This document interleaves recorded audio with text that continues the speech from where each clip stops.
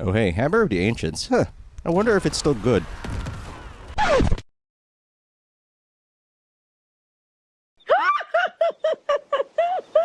Hello. Hi, I'm Pat, and do my eyes deceive me, but is Overpower kind of good now? Well, it definitely has a place in the spotlight now, considering the nerfs to crit and vulnerable damage. It now scales with the Fortify as well as your bonus life, as well as having all its affixes, glyphs, and nodes increased dramatically. Then I got this, the Banished Lord's Talisman, for the low price of removing all defense from your amulet slot, which can be quite deadly. You gain an offensive powerhouse in the form of extra critical strike damage, overpower damage, resource generation, ranks to your core skills, which you cannot usually get outside of your gloves or good old Harlequin crest. You also get this little thing. After you spend 300 of your primary resource, your next core skill is guaranteed to overpower. Also, your critical strikes and overpower deal up to 120% increased damage. So of course, giddy little me went straight to Hammer of the Ancients as well as Unbridled Rage. The Hammer of the Ancients has this neat little thing where you gain more fury for every enemy damaged by the Hammer of the Ancients, and then combos with itself by dealing 1% additional damage for each point of fury you had when using it. So that's what, an additional 150+% damage? And then there's Unbridled Rage, which, while it makes our stuff more expensive, it also increases the damage of our core skills by 135%.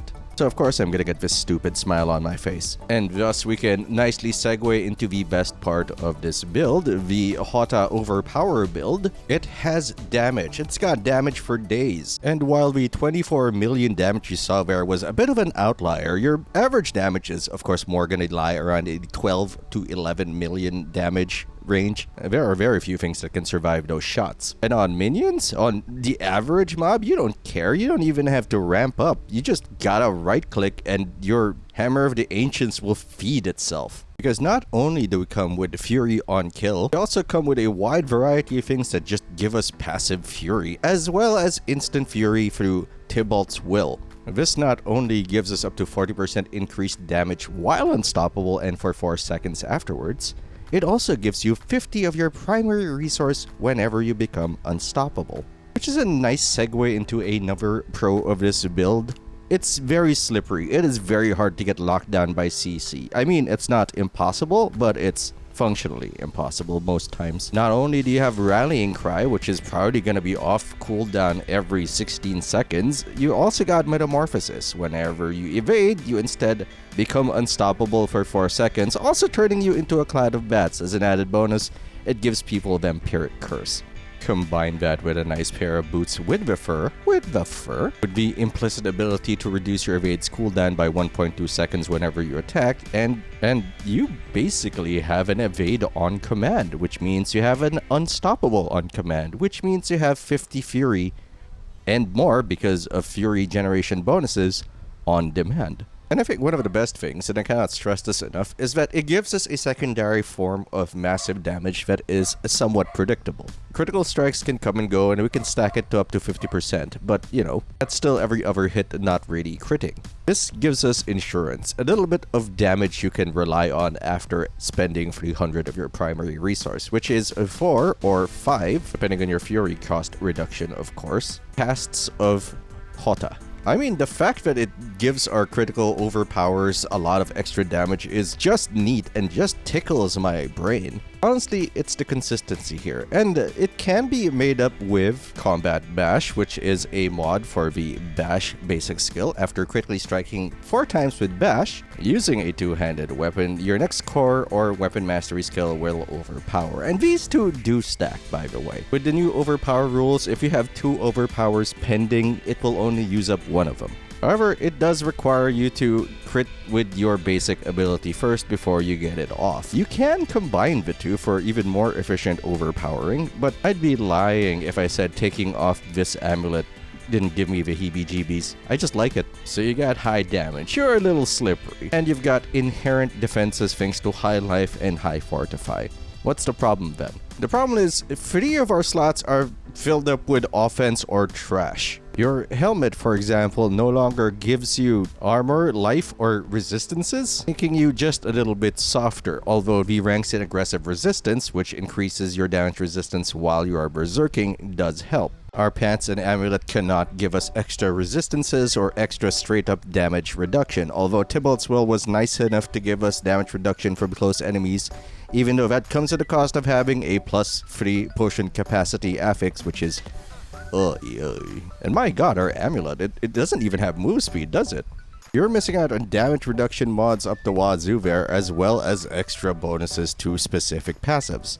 Okay, I can let go of the move speed, but the lack of damage reduction really hurts. This puts a tremendous amount of pressure on your chest armor as well as your boots, as well as the gems you slot into your stuff. That's why I went with damage reduction while fortified. Getting fortified for us, becoming fortified, super duper easy. And fortunately, you can slot in some resistances, some elemental resistances on both your chest and your boots. Although, if I had my way, that cold resistance on my armor would be plus percentage total armor. Despite my low armor numbers, because not everything I have is 925 yet, I can still comfortably hit tier 82 to tier 85 no problem. After that, it gets a little hinky.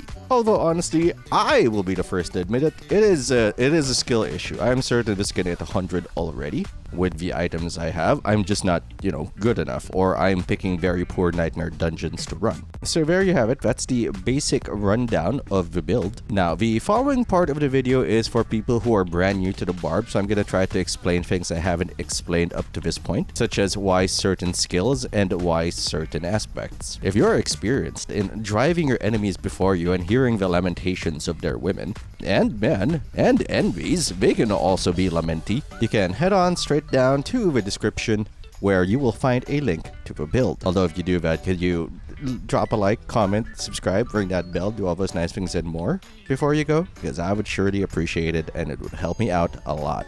The rest of you, either you are new to Barbarians or you just want to hear what I have to say about it. So let's start with armor. First of our uniques is the Tuscan of Juritz the Mighty, which gives us attack speed, damage while berserking, max fury, as well as ranks in the aggressive resistance passive. When you go berserk while you are already berserk, you have a up to 60% chance to become even more enraged, gaining 15% increased damage, 2 fury per second, and 10 cooldown reduction. I am really here for the 10% cooldown reduction. The fury and extra damage, super nice, but we live and die off our war cries. If we ain't shouting, we're gonna get dying. If you don't have it, a nice helmet with Aspect of Might will help you immensely. It gives you 20% damage reduction for X seconds after you hit with a basic attack. I just prefer this because it just needs me to be angry to have my extra bonus damage reduction in play. You know, the next time I have to talk about Aspect of Disobedience, which you'd usually find on your amulet, I'm gonna start clipping that thing from Steven Universe. You know the one. But hey, you know what? You love it. It gives you increased armor, up to 66% increased armor whenever you damage an enemy. Usually we're gonna hover around the 20 to 40% range on this, but that is still very much welcome. Every little bit of defense towards anything is critical for this build, especially if you're planning on pushing the higher tier nightmares. I mean, you do need around 11,000 armor to maximize your defense at a tier 100 nightmare dungeon, which probably means at some point armor becomes less and less valuable because you're gonna get one shot anyway. But look at it this way, you're probably not gonna get one shot by almost everything in the game. Not everything hits hard. I mean, you're gonna need to start dodging, of course, but it will let you survive tiny mistakes such as these little quill things that annoy the hell out of me. Of course, it's pants o'clock, so we gotta talk about Tybalt's Will, and this is the one you can say no to. You can say no to the amulet and be more sensible than I am. You can say no to the helmet and be more sensible than I am, or even run the Godslayer helmet or Harlequin crest, which I would probably prefer. But this one is mandatory. You need this. It gives you extra damage while you're unstoppable. It gives you resource when you're unstoppable. Even Arclash sorcerers use it. Even though you don't need the 50 primary resource, the ability to just get extra damage on demand is amazing. Good news, it is farmable. Bad news, it's farmable from Uber Duriel. Oh, almost forgot to talk about my handsies. For our gloves, we're using the aspect of Ancestral Force, which increases the damage of Hammer of Ancients and makes it a large AoE attack, up to 15% increased damage, by the way. I'm also convinced that it is bugged again. That would go a long way towards explaining those numbers. For the boots, I don't actually recommend Fury cost reduction because losing 7 Fury does not actually help us all that much. Rather have another resistance or something equally defensive there.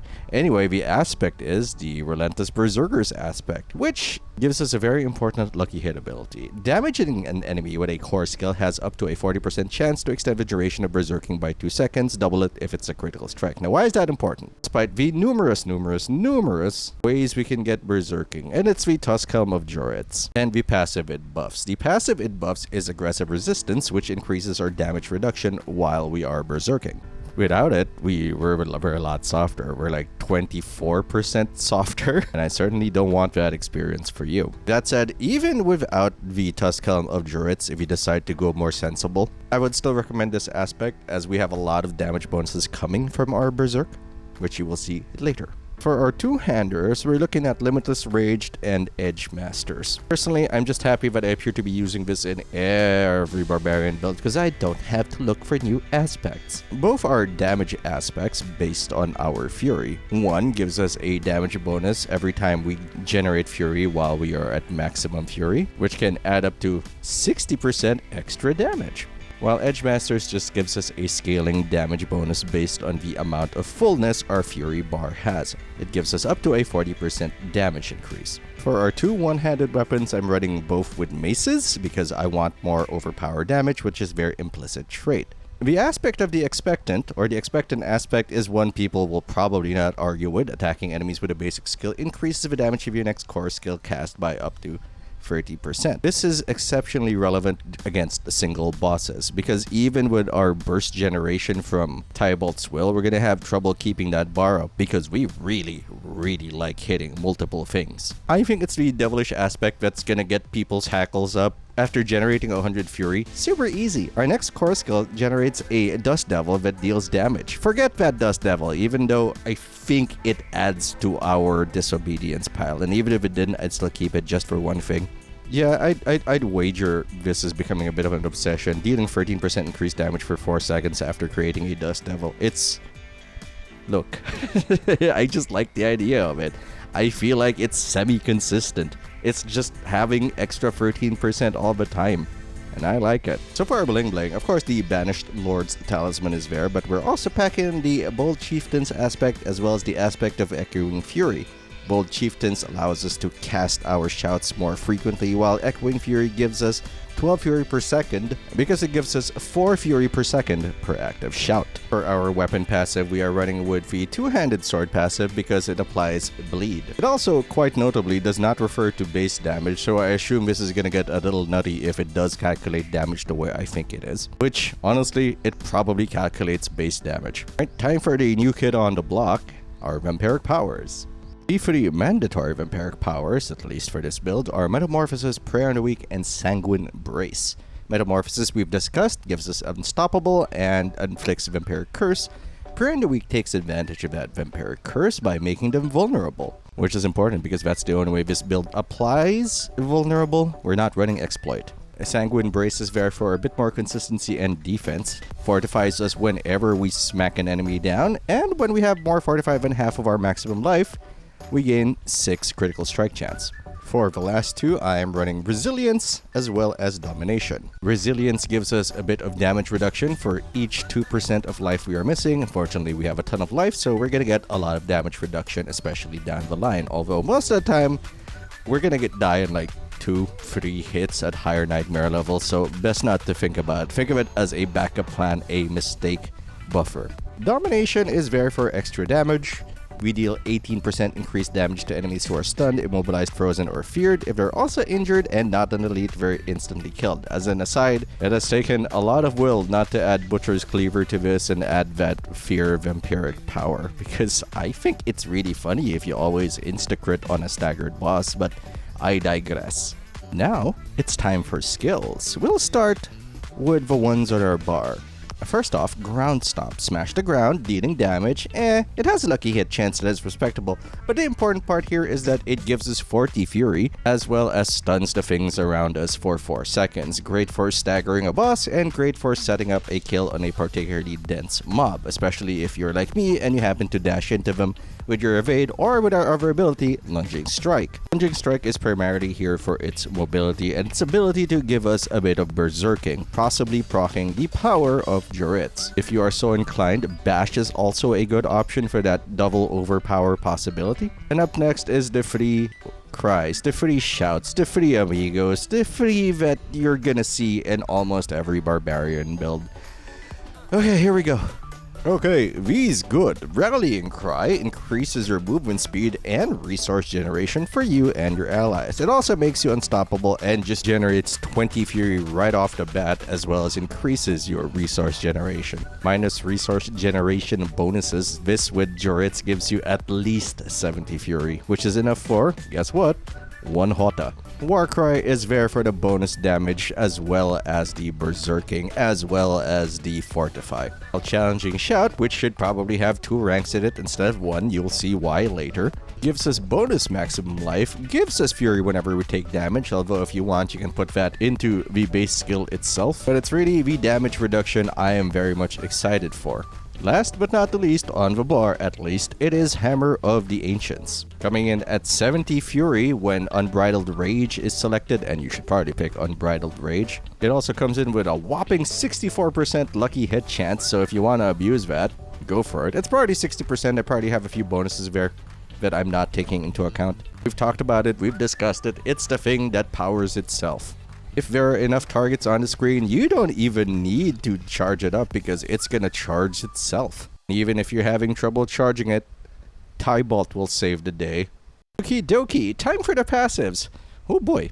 Okay, let's start with the Shout Trifecta, Booming Voice, Raid Leader, and Guttural Yell, which increases the duration of our shouts, lets us heal over time for each shout that is active, and causes enemies to deal less damage for 5 seconds. Feel it justified to maximize all of it. Prolific Fury increases our Fury generation while we are berserking, and Aggressive Resistance gives us 6% damage reduction per point while berserking. Swiftness is largely there because I cannot stand moving slow, and we do not have movement speed on our amulet because our amulet is unique, so it's that. If you can stand the lower move speed, you can put those points in Threatening Shout for that extra defense. Consider move speed also lets you just walk out of trouble when the need arises, so there is value in it. Time for the next 6. No Mercy increases our critical strike chance against immobilized, stunned, or slowed enemies. Pit Fighter is even more damage against close enemies, as well as some distant damage reduction. Fixed Skin is a pathetic skill that we only took for counter-offensive, which increases our damage while we have Fortify for over 50% of our maximum life. Wallop increases the damage our bludgeoning weapons deal to stunned or vulnerable enemies, of which there will be plenty, while Brute Force increases our overpower damage. Concussion is here because we had a floating point and a lucky hit chance of 15% to stun an enemy for 30 seconds while using a bludgeoning weapon is actually pretty good. And of course, we have Unbridled Rage for that extra damage. Now, let's look at our 2 legendary nodes, Blood Rage and Warbringer. Warbringer is just a Fortify thing. For every 75 Fury you spend, you gain 15% of your maximum life as Fortify, which is pretty good. Blood Rage is why we have the two-handed sword as our chosen expertise. Killing a bleeding enemy has a 10% chance to grant berserking for 5 seconds. This is not great for bosses, but it is great for, roaming through dungeons and making sure that your damage and defenses are up thanks to aggressive resistance. That all said, it's also great because your damage is increased by 25% of your damage while berserking bonus, which is why you need that damage while berserking bonus on every piece of gear that you can find. And since the wording is unclear, I am almost certain that applies all the time whether or not you are berserking or not. Also, while we're here talking about Paragon stuff, there's a lot of variation in where your Paragon board might end up, depending entirely on the stats you have on your armor.